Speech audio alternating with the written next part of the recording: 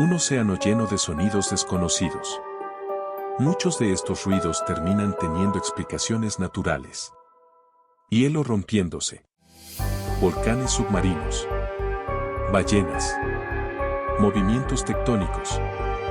Pero otros aparecen una vez y nunca vuelven a escucharse.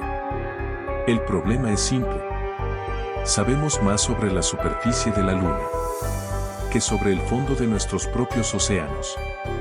Y mientras las profundidades sigan siendo un lugar oscuro y casi inexplorado, los sonidos misteriosos seguirán apareciendo.